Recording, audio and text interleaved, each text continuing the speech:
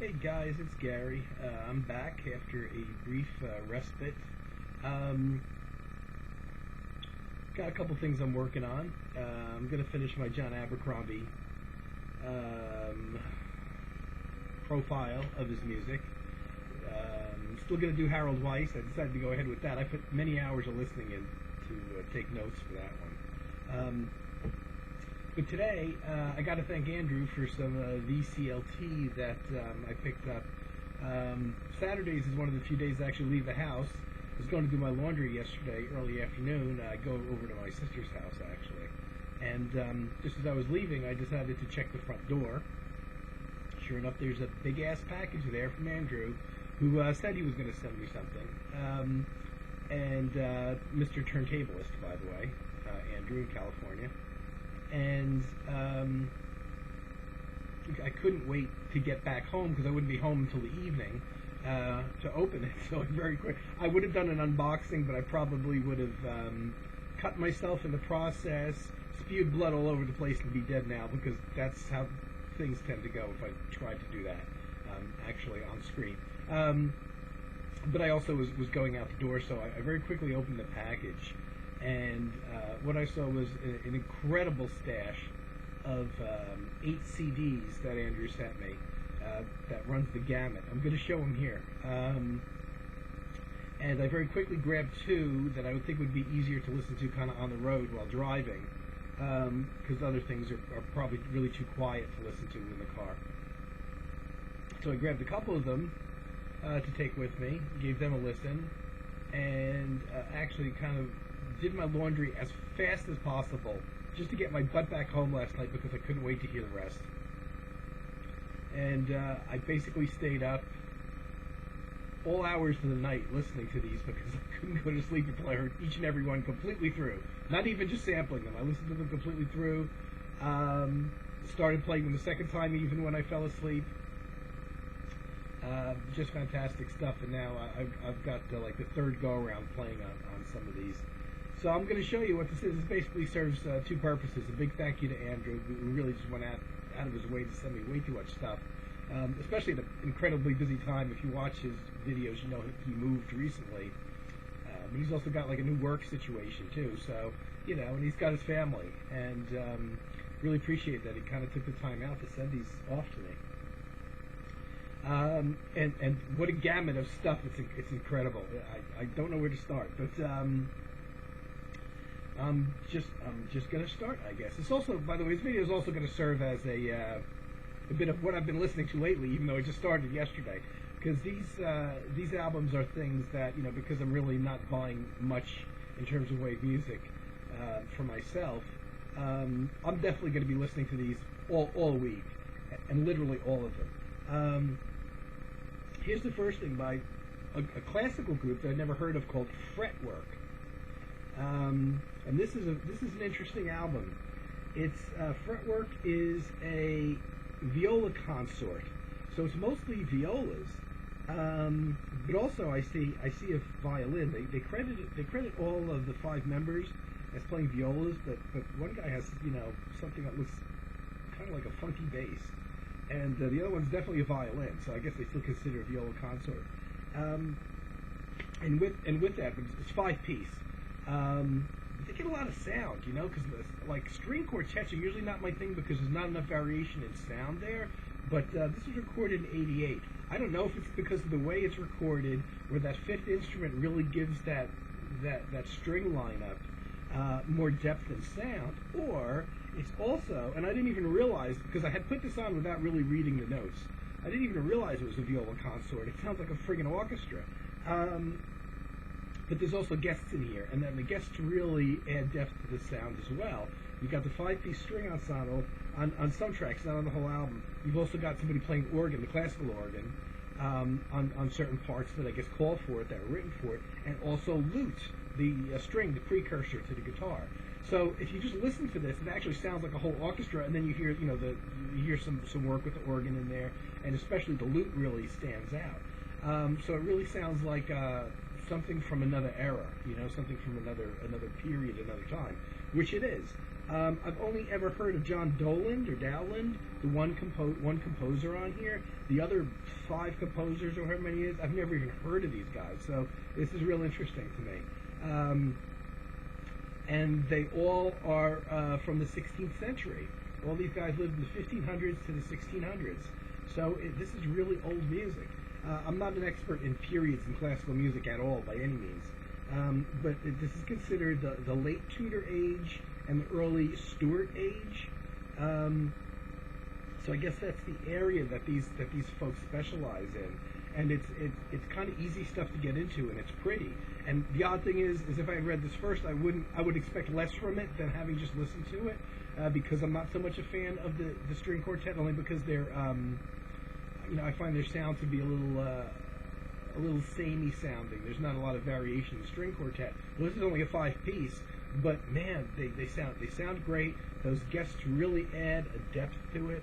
It's a really good album. The guests with the organ and the lute playing. It's a Virgin Classics London, England recording. Looks like from 1988. Runs about an hour. Nice music. Really nice music. And at first, when you looked at it, it looks like it could be like an early New Age album or something. Well, I guess in a way it is. It's very early New Age. It's like 16th century. That's a good album. I really like it. And moving on, here's one out on Windham Hill. I hadn't thought about this one for years. I remember seeing the Goito monks Tibetan Tantric Choir. This is an ECM. It's very unusual. And I remember this when it came out. I saw it. I didn't buy it. But I saw it when it came out because it was quite a departure for the early Windham Hill.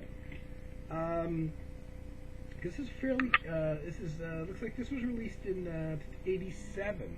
So it's fairly, they're still in their early, primarily acoustic mode, maybe with the exception of Shadowfax, but the early George Winston,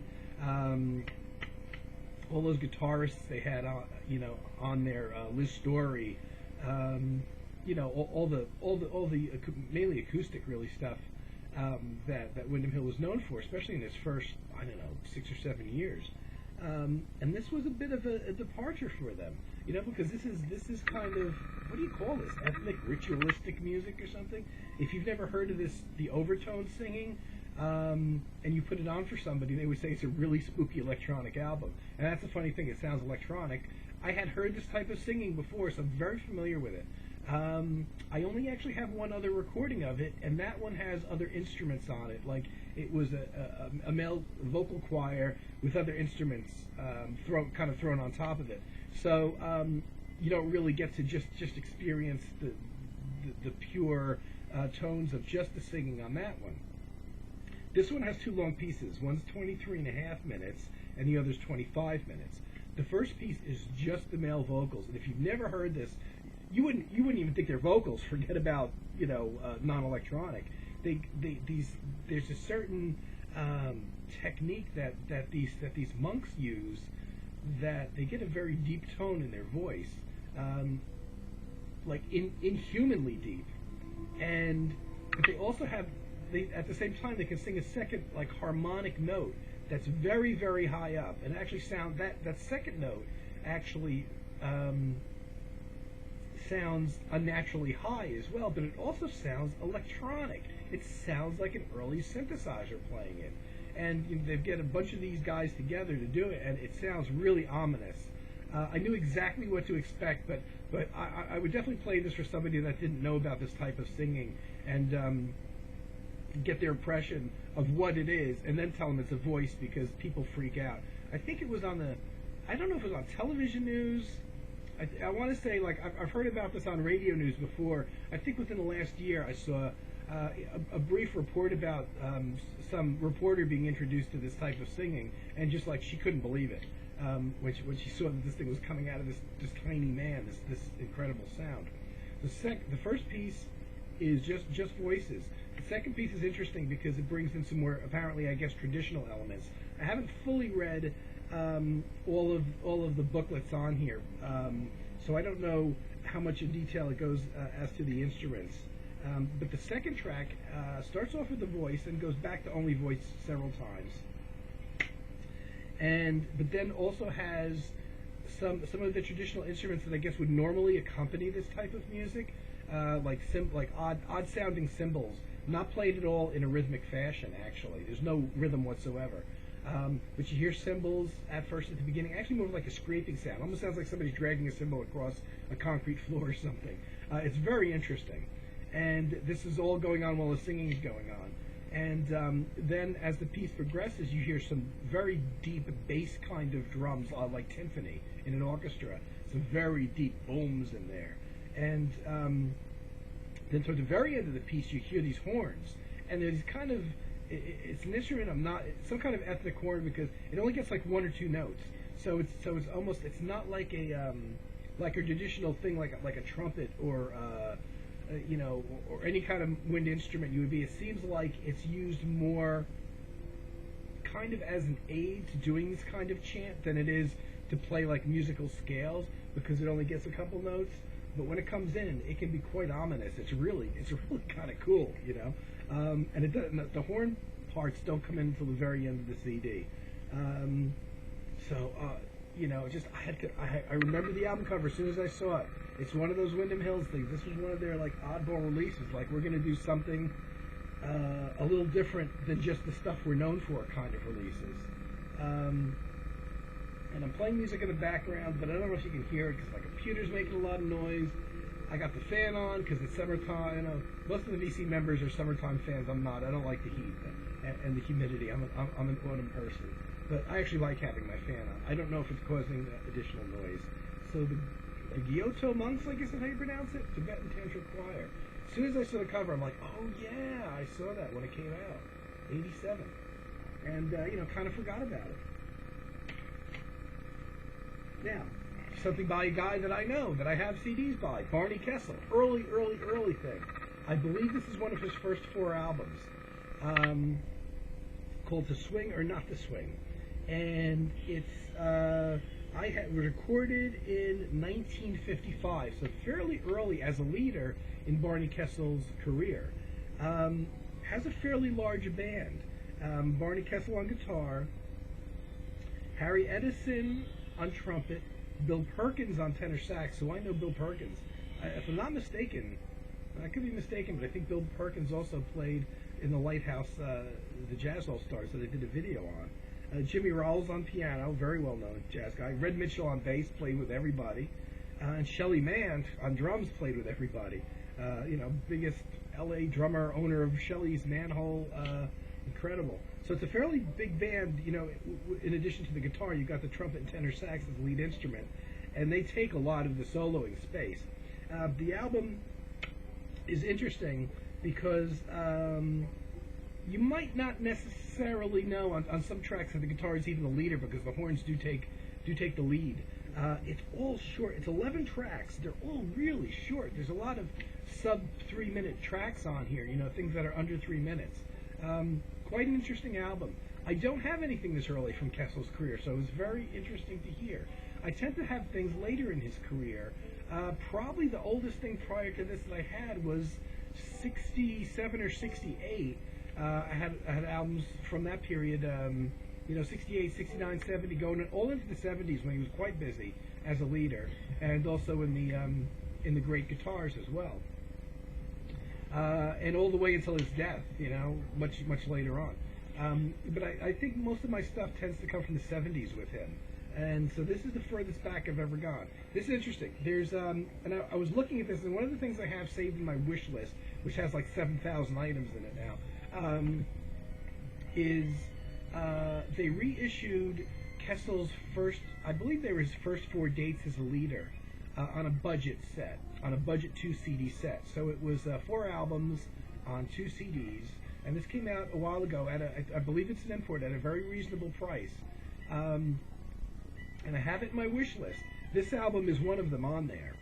The interesting thing, though, is that because of the 80-minute limit on CDs, they had to leave one track, and only one track, off of one of the albums in order to fit those 4 albums on that 2 CD set.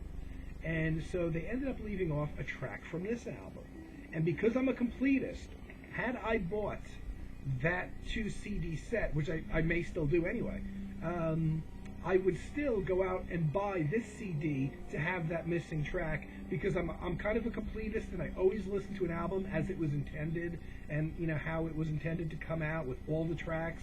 So I would have actually ended up buying the CD to get the one track, which is less than 3 minutes, that they left off of the 2 CD compilation of his first 4 albums, and then I would have just taken that track and kind of slipped it into the playlist of that 4 CD set.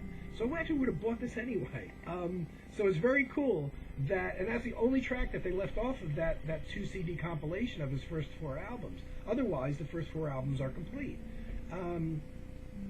And so it's nice, you know. If I was gonna pick one of those first 4 albums to get, it would have been this one.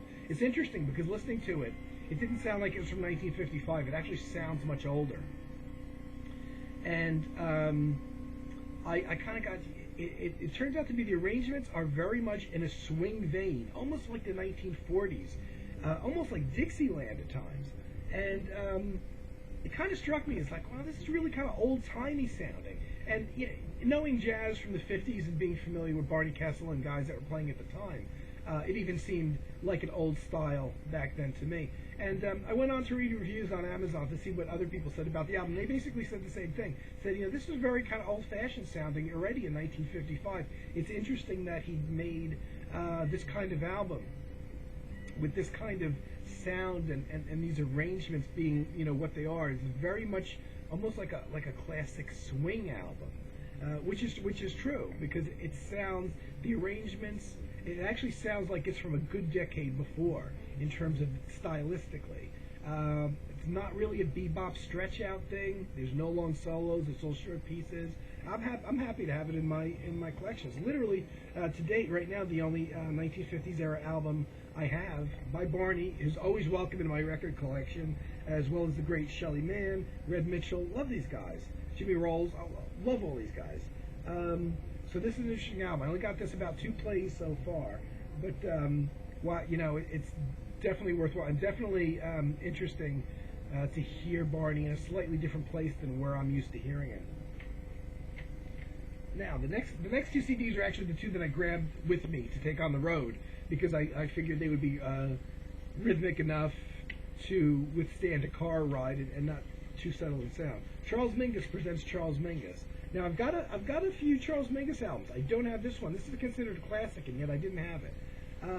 Ted Curson on trumpet, Eric Dolphy, alto sax and bass clarinet, Charles Mingus on bass, and Danny Richmond is always on drums. Danny Richmond played with Charles Mingus forever, I think. And this is really enjoyable. Apparently, this was recorded in a club because they weren't too happy with the way, at the time, I guess, with the way their albums would come out in studios.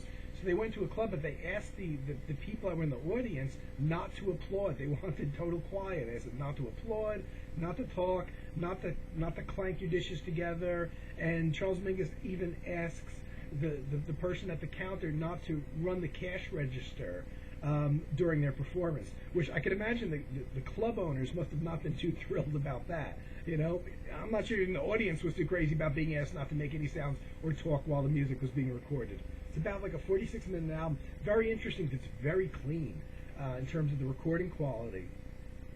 And the things I have by Mingus, I love Charlie Mariano, the late saxophone player. He's my favorite saxophone player.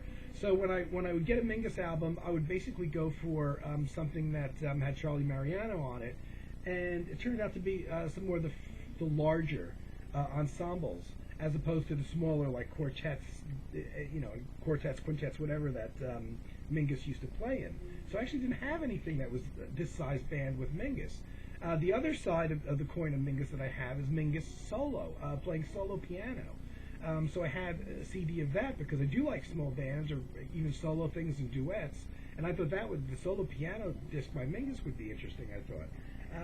But I didn't have this. I didn't have anything about this. I don't think I have any other quartet or quintet by him. I'd really have to check, but I don't think I do.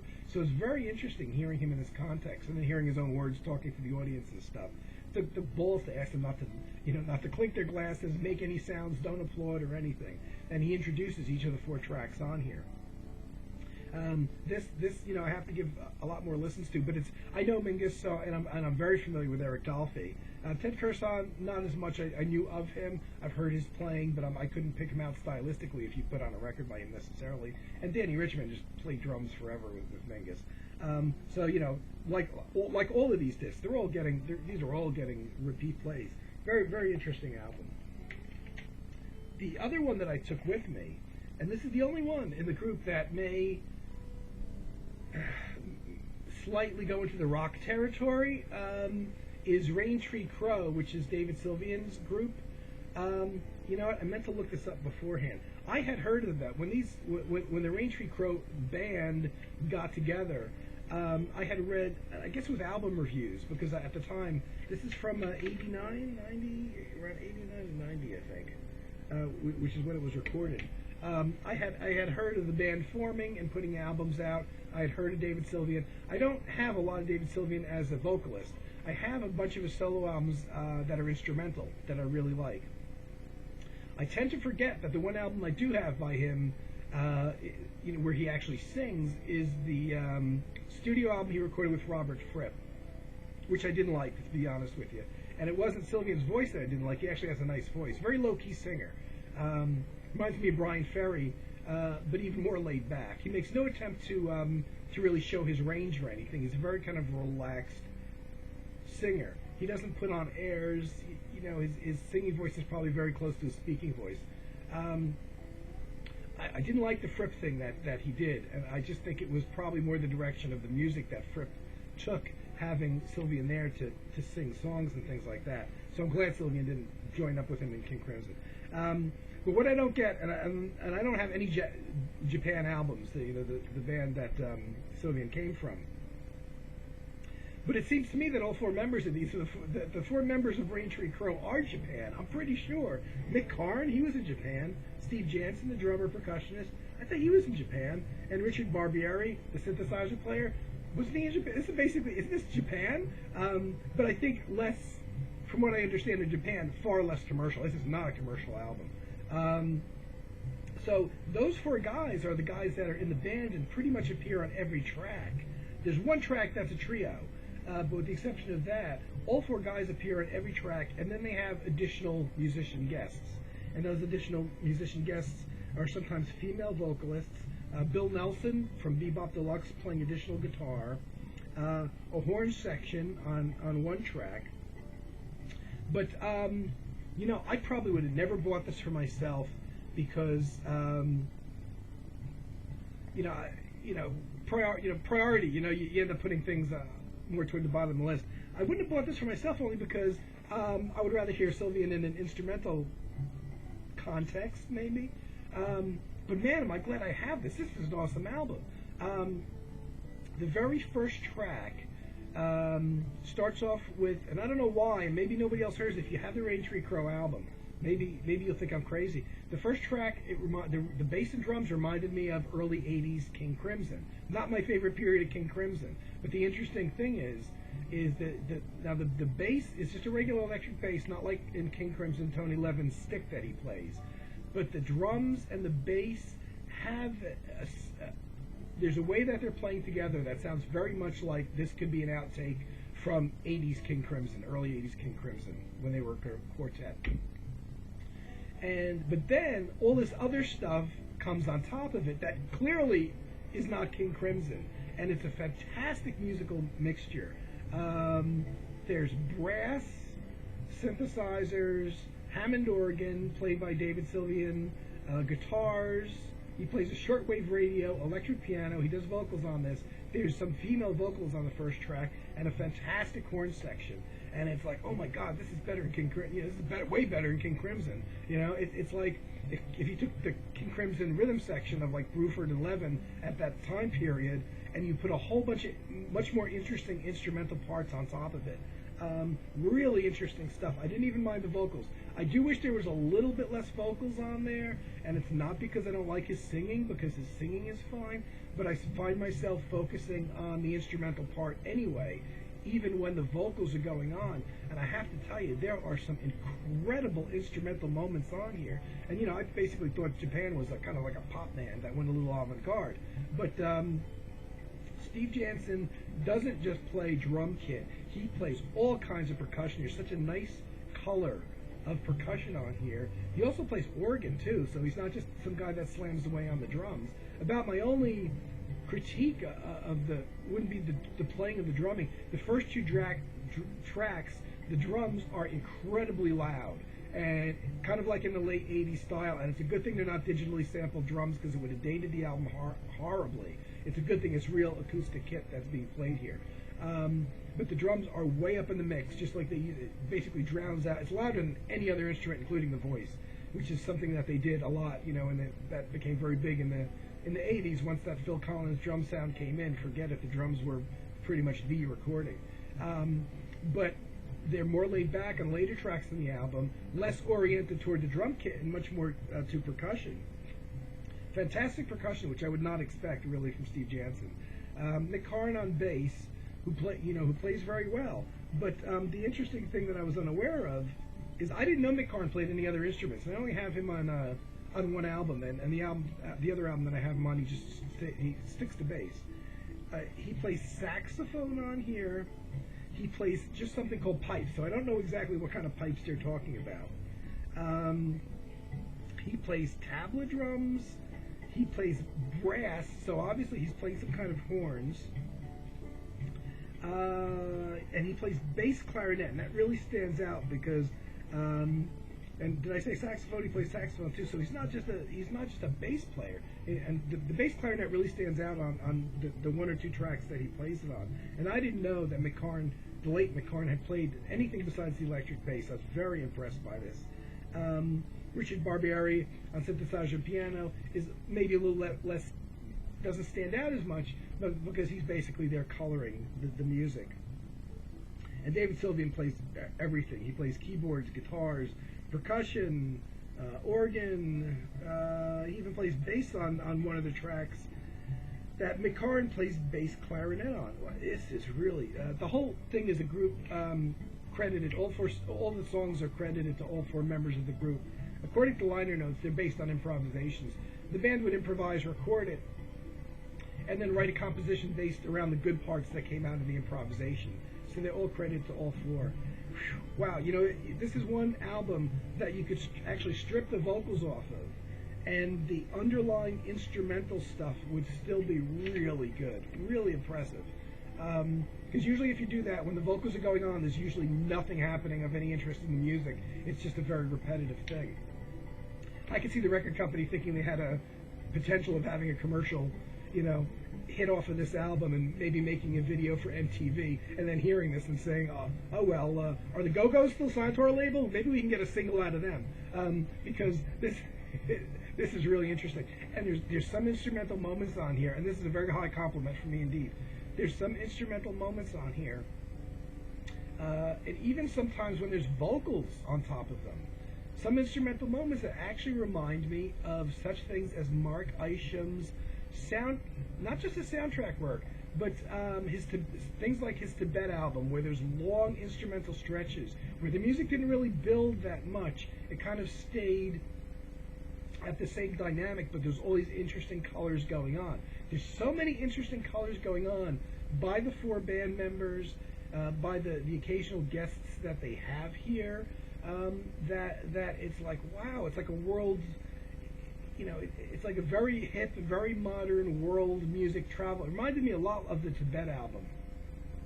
And there's another Isham album, maybe it's The Beast, I'm not sure, that there's long instrumental things with interesting colors going on there. Wouldn't ear though for, and I don't know who it is. I don't know if it's all four guys in the band, whether it's the guy who mixed the album, you know, or well, actually, I mean, obviously it had to come a lot from the musicians, but just an incredibly interesting mix of sounds and instruments on this recording. Holy crap! Is it very? This is really interesting, and I would have never bought it for myself, but that's the way I am. Guys, I recommend that. That's probably, I don't know, you know, oddly enough, that's the thing that skirts the closest to rock in here, but I think it's actually more out there than, well, certainly it's more out there than the Barney Kessel album, because there's nothing difficult about the Barney Kessel album, that's for sure. Wow, that blew me away, because when I saw David Sylvian singing on it, I said, I'm probably not going to like this. Where do I go next? Hold on a minute, guys. I'm counting. 1, 2, 3, 4. Well, I'm through 5 already. Okay. This comes at such a great time. Now, it's an orchestral, a classical album. I know nothing of this composer, Jan Dismas Zelenka. And I was incredibly excited when I got this. Why was I so excited to get an orchestral album by a composer and performer that I've never, ever even heard of? Well, a couple of reasons. One of them is I don't have a huge classical collection, but I have, I don't know, 100, maybe more, 100 classical orchestral music CDs. However, I have been very much in the mood to listen to music, to classical, full-size orchestra, all the strings, the horns, the trumpet, all that stuff, because I've been writing music again lately, and I'm using a program. I'm using a computer program sequencer for the first time in my life to write this music, and I'm not actually playing the instruments by hand. I'm writing the music, and the computer's playing the music through the samples, which is pretty much how everybody records nowadays, but I'm at least 100 years behind the times. But this program that I'm using has some incredible orchestral sounds. Strings, individual strings, violin, viola, cello, upright bass, that kind of thing. All kinds of horns that are in an orchestra. Harps, all kinds of things. But in addition to those individual instruments, there's also sound samples of entire string sections, entire horn sections. And I've started to write using these. And I'm not good enough musician to be able to actually hear a riff off of here and steal the riff, which I don't want to do anyway. But I've really started listening again to a lot of my full orchestral classical music albums to get not ideas to steal musically, but ideas in terms of arrangements, in terms of what the instruments can do, the combination of horns and strings together, what they can do, what sounds good when you leave it out, what solo instrument sounds good, like a French horn. I love the sound of a French horn. And because there's little sections of music that I'm writing, I'm going to use those samples in, those sound samples. I'm very much listening to what the capabilities are of an orchestra. Hey, if I'm going to use sampled sounds, and they don't have to be instruments that I play, I'm not going to use bass drums and guitar because I can play that. I'm going to use all the colors I have available. So I've really wanted to, and not just that, but the classical music is much more demanding. It doesn't sit there on a rhythm, with very little interesting going over the rhythm. It generally does not stick within a rhythmic format. So you're really forced to focus in on the music. And I don't want, when I buy orchestral classical albums, I don't want to hear music I know. I don't want to hear things that you would know from movie soundtracks or famous pieces. I want to hear stuff I don't know, preferably by composers I don't know. And I just want the whole experience to be new. I don't want to reference something that, oh yeah, I know this melody from blah, blah, blah. I want to hear stuff I don't know. So when I saw this, here's a composer I don't know, a full-blown orchestral album, recorded, I think in 88? Oh, no, 1998. So it's very recent. So in terms of sonic quality, it's very good. You can hear the depth of the orchestra. This I am going to be mining for ideas. This is getting a zillion plays with me.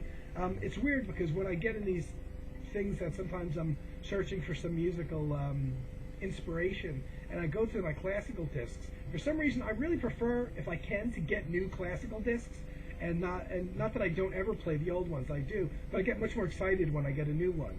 And man, when I saw this, you can tell by the album cover. This is very typical type of album cover, which I love, by the way, that they market and they use for classical albums. I'm like, oh my God, this is a classical album. And I looked at it and I was like, oh, is it a full orchestra? Yes. I couldn't get to this one fast enough. So it's not, again, it's not difficult music. I don't even know when this was written. This is Complete Orchestral Works, Volume 2. The composer Zelenska lived 1679 to 1745, so that's the time period. But it's got, and I saw the lineup, it's got the violins, violas, it's got oboes, awesome. Oboes, great instrument. Love to listen to that for inspiration. So a lot of oboes in here. Actually, all three of the major pieces on here all use oboes in with the strings. Absolutely fantastic. I can't wait. This is the kind of thing, it grows on you because it's too complex to really get when you listen to it once or twice. But I immediately liked it. But this is the kind of thing that, I'm going to be paying attention to this, and I'm going to be using this to inspire me when I'm doing some of that writing stuff. Wow, I got so excited to see that. You don't know. And I've never heard it. I didn't know the composer. I don't know the people who play on it. But man, I am just chuffed to get this. It's a disc from Germany, apparently. This is woof. Thank you, Andrew, buddy. 2 left to go. Here's an album by Cooter and V.M. Bhatt, B-H-A-T-T, who is an Indian musician, East Indian musician. I know Cooter. I don't have any of his albums. I know him kind of as that instrumental, folky, fingerstyle acoustic guitarist, kind of like a precursor to the Windham Hill guitarist, really. Not that I dislike him, I just never bought anything by him, and I've seen in recent years, I've seen his name come up in terms of movie soundtracks quite a lot. So when I saw this, it looked interesting right off the bat. Now, Cooter plays bottleneck guitar, so he strictly sticks on acoustic guitars. V.M. Bhatt plays the Mohan Veena. Now, Veena, there's a picture of it here, and it looks just like a guitar. I've seen Veenas in, I get ethnic music catalogs. Someday if I ever hit the lottery, there's the Veena that he's playing. That is not at all like, it looks like basically a guitar that's played, I guess, lap steel style, like it's sitting in his lap. The Veenas that I know are these other instruments that sit on a table or in your lap like that, but they don't look like a guitar. They're oddly so. So this is, I'm like, well, that doesn't look like the Veenas that I've seen in catalogs. But it turns out, if I read the notes correctly, that it is a custom built, apparently a custom built guitar made for Mr. Bhatt. I'm trying to find it on the notes here, but I'm not finding it. And that apparently it's based, either that or it's a completely different Veena than the ones I've seen. But it looks like a guitar, but I believe it has the sympathetic strings that ring out, but you don't get a real good picture of it. Those sympathetic strings are not strings that are played. They respond to the other strings that are being played on the guitar, and they kind of ring out in sympathy. It's very cool. It kind of creates that drone that you always hear in traditional Indian classical music. So you have these basically 2 types of guitars, because that Veena is almost like a guitar the way it looks and the way it's designed, and even the way it sounds in here is. Aided by 2 percussionists, a tabla drummer, thumbs up on tabla drums, probably my favorite drum in the world, and a dumbek player, which is a drum with a little small head, very high pitched. The recording of this, oh my God, it's fantastic. And I want to say this was recorded in '88, but I could be wrong. No, so I don't know why I keep thinking all these are '88. One of these recordings was made in '88, September 1992. They talk about actually using some very high quality analog equipment. Now, '92 is clearly the digital age, with tubes. Using these analog equipment with these big deal tubes, the old-fashioned way they used to record to get the sound. And it's like, oh my God! It's like I never realized that it could sound that good. Oh my God, the sound is incredible. And this is another one of those albums that I went to Amazon to read the reviews of to see if other people thought it sounded as good as I did. And they're like, oh, the recording quality on this is fantastic. And it is. And it's weird because they're basically using high quality old analog recording gear, which almost starts you to rethink the whole analog versus digital thing. When you hear the clarity and the depth of this, the 2 guitars, clear as a bell, the dumbek, which is a very high-pitched drum, hand drum, and the tabla. Oh my God, the bass on that tabla can rumble your walls if you put it up loud enough. And the bass tabla drum is, I don't know, about that big, I guess, maybe about that big. And it doesn't weigh anything. It's less than a half a pound. And yet the deep bass tones on there can rival like a rock star's John Bonham size bass drum. That bass drum in the bass tabla drum gets an incredible depth of bass sounds. And man, you stick a microphone in front of that, and they pick it up so good here. Oh my God, what an incredible record! If I had any other Ry Cooter albums, I would say this is the best Ry Cooter album ever made. But I can't make that statement because I don't have any. But I'll tell you something. I bet if I went out and I bought another 15 albums by Ry Cooter, none of them would be better than this. This is absolutely fantastic album. I would have never picked this up on my own. At times it sounds very much like a traditional Indian album on some of the tracks, and it's only about 40 minutes. It's a short album. And other tracks, it sounds a little bit more like it could be going in a slightly American, I don't want to say American folk, because it never gets quite there, especially the percussionist being a very traditional Indian type of percussion kind of prevents that from happening. But maybe it does get away, maybe toward more of a world global fusion acoustic sound, because it's all acoustic. No electronic instruments on it at all, or electric instruments. But it's not always in that traditional Indian mode. But I think it's the first track, I think that very much is, but less, thankfully, frantic. Because some of the traditional East Indian music for me can get a little too frantic, a little bit too up tempo, and the drums are going a million miles an hour, and the violins and the string players are going a million miles an hour. Thankfully, this never does that. It actually always maintains a nice pace, even in its more up tempo moments, that never gets too frantic. And it's beautiful. What a fantastic album! Oh my God, what a fantastic album, guys! If you're into, you don't have to be into Indian music. I think like even a fan of Oregon, the band Oregon, with their world kind of fusion thing going on, or anything. What was it, Ancient Future, another band. If you've ever heard Ancient Future, the American band led by a guitarist whose name escapes me right now, that kind of world fusion stuff that really kind of came around, more acoustic oriented, in the late 80s, with the new age. If you like any of that type of stuff at all, this is not avant-garde or dark or hard to get into. Just 4 musicians. What a fantastic sounding recording. And I'm going to say it's probably the best thing Ry Cooter ever did. I'm in no position to say that. But whoa, what a fantastic recording. What a fantastic recording. And did I mention that the recording is fantastic? Now, the last one, which was a real pleasant surprise, I'm going to show you something I didn't get. I'm a fan of the Wergo, W-E-R-G-O, label out of Germany. Their records really don't make it over here. If you can get them in America, they're very expensive as imports.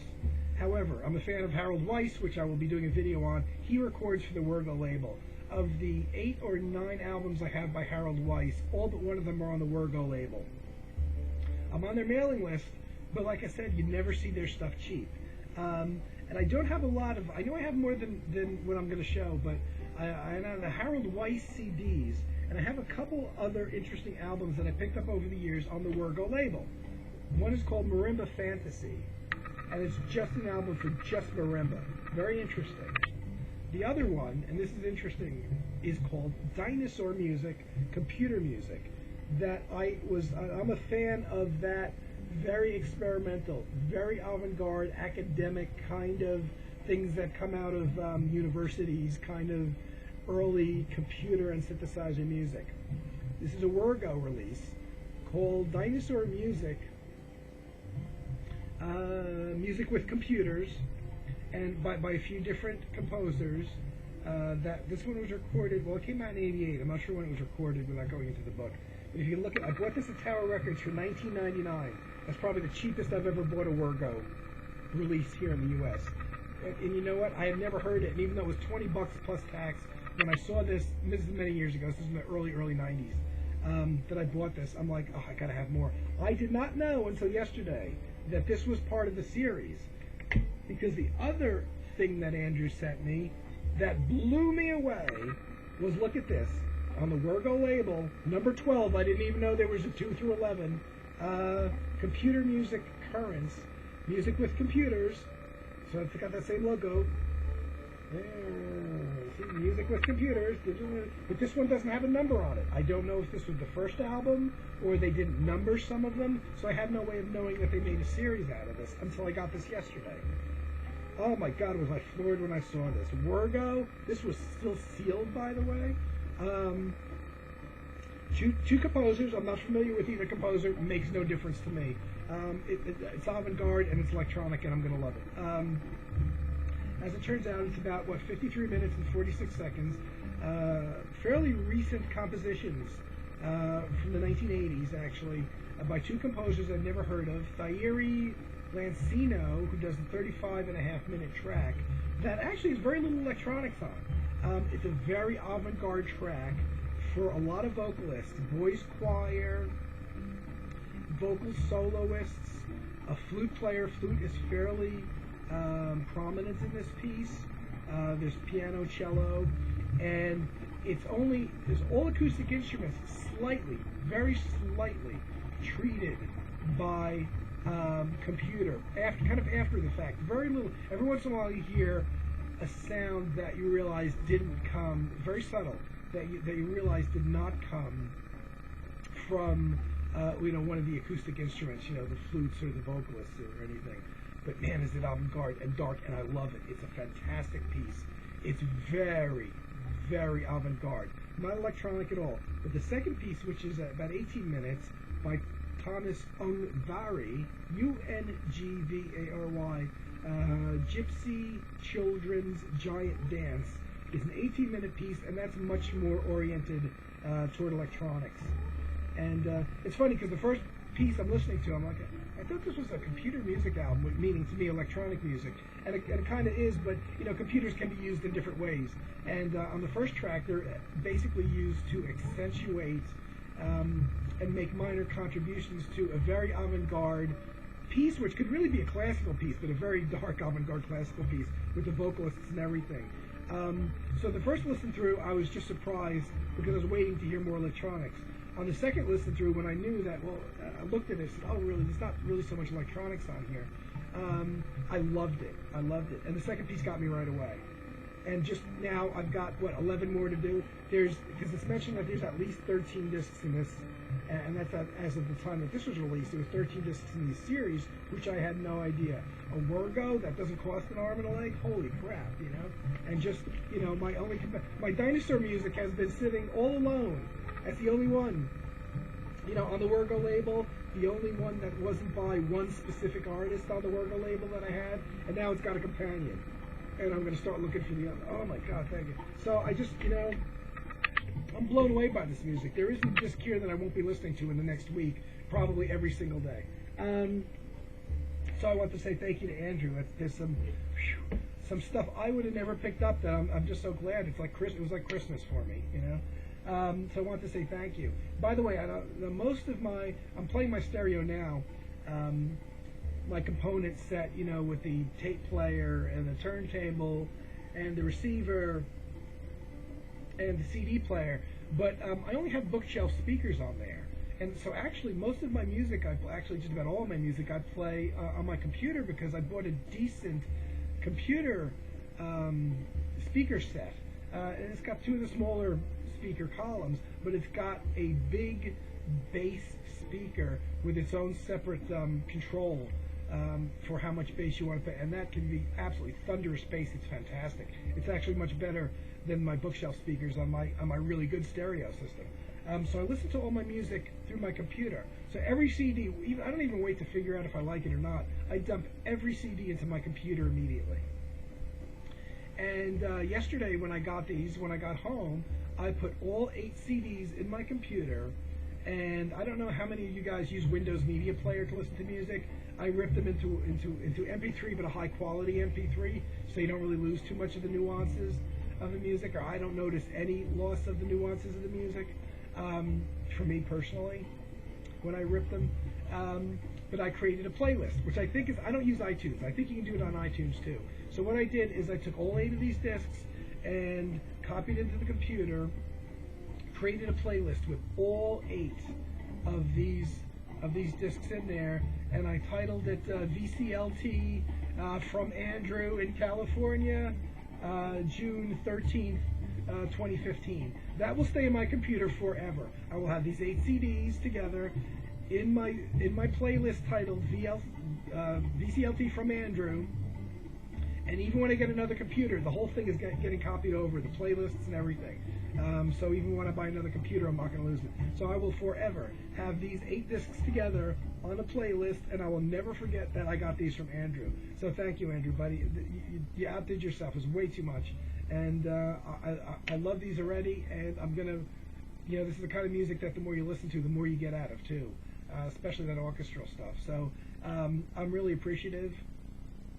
And this serves a purpose as being a thank you to Andrew, but also as, guys, this is what I'm listening to now because this is what I'm going to be listening to. And just in case anybody out there has any of these, I'm wondering if maybe the right Cooter disc, maybe somebody like Carm might have. I'm not sure.